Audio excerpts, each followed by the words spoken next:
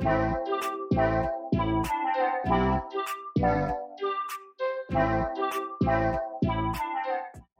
à tous, j'espère que vous allez bien. On se retrouve aujourd'hui pour une nouvelle vidéo sur Émilie Amar qui aurait tenté de mettre fin à ses jours. Comme vous le savez sans doute, l'ex-candidate de télé-réalité a découvert avec stupeur ce week-end que son mari l'avait trompée à plusieurs reprises avec des escortes trans. Bouleversée par cette découverte et par la réaction de son chéri, Émilie était au plus mal.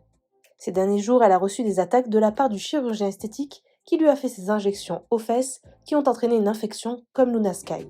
Elle a également été moquée par les animateurs de Skyrock. En réponse à tout ça, Émilie avait posté plusieurs messages inquiétants. Et tout à l'heure, la blogueuse Zora Pouki nous a appris une bien triste nouvelle. Émilie aurait tenté de mettre fin à ses jours et serait actuellement hospitalisée pour plusieurs semaines. Elle serait dans un véritable état de choc suite à ce qu'elle a appris sur son mari.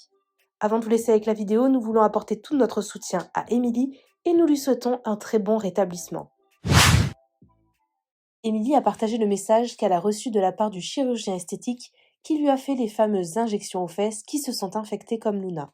Ah, le karma. Quand on fait du mal, un jour ou l'autre, ça nous revient toujours dans la gueule. Pauvre Émilie, tu vas devoir vendre tes chaussures et ta voiture. Que c'est triste. T'as presque failli briser ma carrière avec tes mensonges à la télé. Je suis vraiment heureux que ton mari t'ait trompé avec des tapins trans.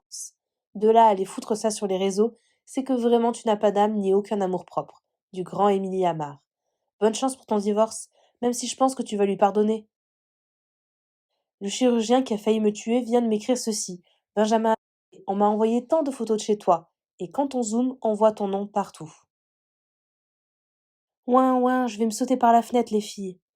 Vidéo d'1 minute, disant je suis pas défoncée là, les filles. Mon pauvre Benjamin, toi qui fais exactement la même chose, en couple ou non dans ta vie. La passivité, ça peut être aussi fermer sa gueule quand il faut, monsieur le grand chirurgien, et pas que quand on est à quatre pattes. Cette vie est un supplice, elle m'est insupportable. Les méchants gagnent et les plus faibles finissent pendus. Je lutte contre moi-même pour accepter ce monde, cette réalité. Apparemment, ce matin, dans le morning de Skyrock, ils se sont moqués d'Emilie Amar. Ça l'a fait réagir. Skyrock, votre médiocrité n'a aucune limite. Vous riez du malheur de l'autre à vos grands âges. À croire que vous sortez de Sciences Po ou de l'ENA. Prendre un micro à 7 heures du matin et parler faute d'orthographe, sémantique et télé-réalité, c'est un parcours émérite. Vous êtes à vomir. Belle bande de branquignoles.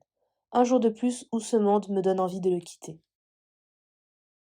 Sachez que j'ai eu l'info comme quoi Émilie Amar est actuellement à l'hôpital pour une durée de 6 semaines. Elle ne va pas bien du tout par rapport à ce que lui a fait subir son ex-mari.